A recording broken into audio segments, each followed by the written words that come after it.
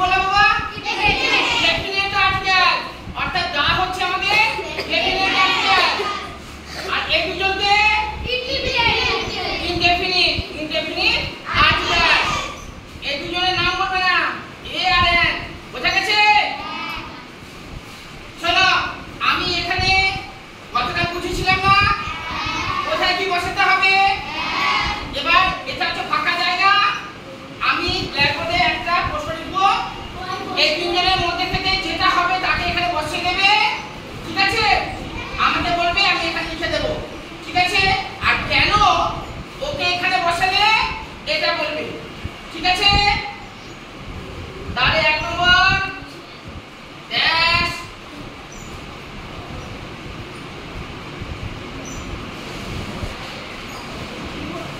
বাবা তুমি বলো, এদিকে এসো।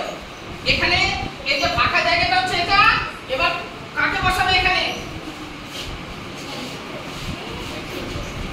কেন বসালে এখানে বলো? গুড। দেখো, এই ঠিক বলেছে? এটা ঠিক জায়গায় বসিয়েছে? ঠিক আছে বাবা, যাও। তাহলে দেখো, এ বয় হবে। কেন এ বয় হবে? বিটা কি আমাদের কনসোনেন্ট, বিটা হচ্ছে আমাদের কনসোনেন্ট।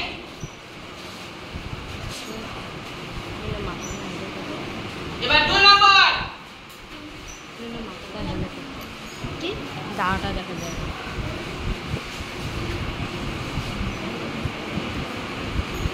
শাড়ি হাতে লেখা বোঝা যাচ্ছে? হ্যান্ডরাইটিং বোঝা যাচ্ছে? ও আর এ এন জি ই কি হবে? পূজা উঠে এসো। পূজা বলতে 95।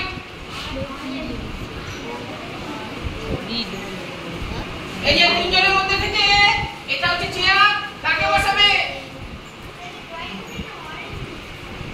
ও আছে এটা পরে। এবার তিনজনের মধ্যে থেকে কোনটাকে কাকে বসাবে এখানে?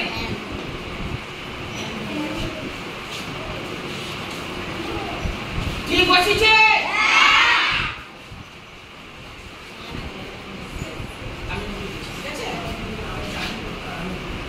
কেন বসালে? হ্যাঁ, আমাদের ভাবার কতগুলো? কি কি? অরেঞ্জ। দেখো, ও ভাবে না কনসোনেন্ট? ভাবে। অর্থাৎ ও হচ্ছে, দেখো, অরেঞ্জ, ও হচ্ছে ভাবে, আর উচ্চারণও অর্থাৎ প্রোনাউন্সিয়েশন আমাদের ও হচ্ছে না অরেঞ্জ। তাহলে ঠিক বসিয়েছে? যাও।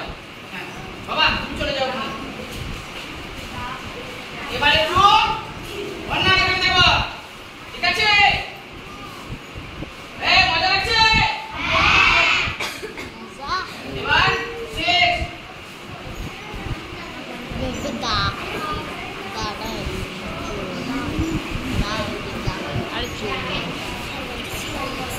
উঠেছো উঠেছো উঠেছো। উঠেছো। এটা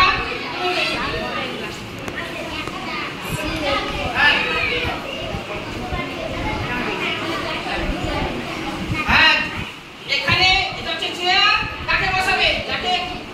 যাকে হবে তাকে বসিয়ে দাও। ঠিক বসিয়েছে? কেন বসালে? হ্যাঁ বলো। ভুলের কোনো কিছু নেই, ভুলুক না। হ্যাঁ তুমি ঠিক। ভয় কেন? ভয় পাবে না, বলো বলো বলো।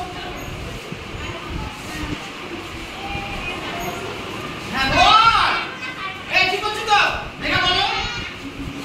তাহলে আইডিয়ার উপর বললে হবে না। ও ঠিক বসিয়েছে?